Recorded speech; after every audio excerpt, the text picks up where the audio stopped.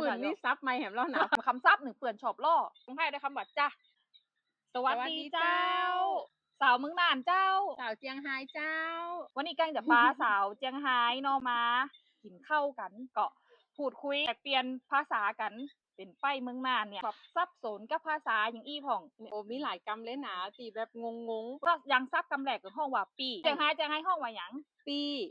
นี่ห้องกับผู้หญิงถ้าเป็นผู้ชายเราต้องห้องว่าหยังผู้ชายห้องว่าอ้ายเมืองน่านบ้านเฮากับปีจ้ายเนี่ยเขาจะห้องว่าปีเนาะเจียงไฮ้เจียงใหม่ก็จะห้องว่าอ้ายวันนี้ก็มีหลากหลายเมนูนะคะก็จะมีไก่อบมีแคบหมูไข่ปิ้งมาเป็นไปตีเมืองน่านเนี่ยอาหารนี่เอาขึ้นถึงอะไรอย่างเมืองน่านนี่ต้องบักแควนถึงบักแควนเลยเพราะว่าทุกเมนูนะแม่ใส่บักแควนแกงอะไรอย่างก็บักแควนทั้งนั้นมากินกับน้ำพริกมะแควนแม่สุทินนะคะอย่างน้ำพริกแม่สุทินนี่ก็จะมีส่วนผสมของมะแควนของสุขภาพตัวจริงๆของสุขภาพเป็นเรื่องของการปวดเมื่อยการขับลมเดี๋ยวคือสาวเจียงไฮ้จิ้มกันดมเขาก่อนลองดมเขาก่อนเนาะจะได้ห้องแล้วกินบักแควนคือแบบโดดมากตั้งขึ้นผู้ดังเลยกินบักแควนของแต้นะจ้ะเป็นแบบเปี๊ยะบักแควนแบบเปี๊ยะแบบน่ากินอ่ะหอมมากเข้มข้นมากได้กินบักแควนชัดเจนเป็นของฝากก็ได้นะเนี่ยแม่สมัครก็จะเขาจะซื้อกันเป็นของฝากมันจับปื้นๆน้อยๆปื้นๆนะเนาะ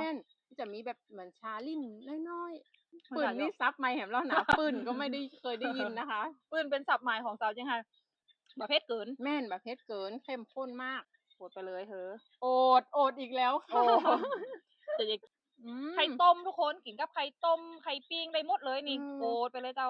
นี่แม่อันนี้กำใหญ่ขนาดยักษ์อยากกินมาก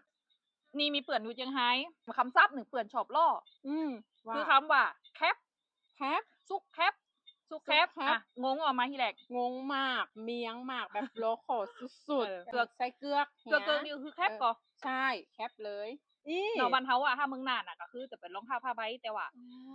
ผ้าแคปก็คือรองเท้าแตะรองเท้าแตะแล้วก็ซุปแหมกำซุปแคปแหมกำโอ้โหซุปแคปนี่คืองงมากเมืองน่านบ้านเฮาจะห้องว่าจาน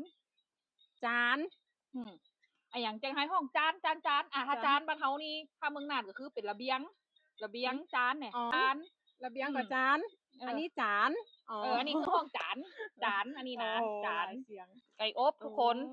ปีกกินกูกับอันอย่างก่อนล้ำน้ำพริกนี่นะไก่ปลาทอดปลาปิ้งได้หมดเลยโอ้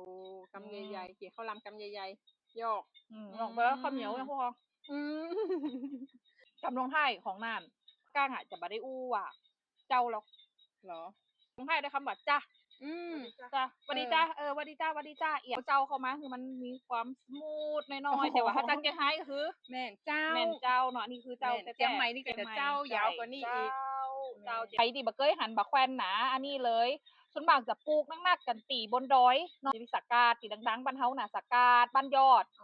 สองแควอันนี้คือตีเป็นตากแห้งแล้วนะถ้าบะแห้งมันจะเป็นสีเขียวหอมมันหอมมากเลยแกงใส่น้ำพริกอย่างเงี้ยโดยเฉพาะน้ำพริกเนาะไหนสุกินเนี่ยมันน้ำพริกนะคะเป็นของรัฐวิสาหกิจชุมชนเนาะเปิดจะทำน้ำพริกเพื่อสุขภาพน้ำพริกมะแควนขึ้นมา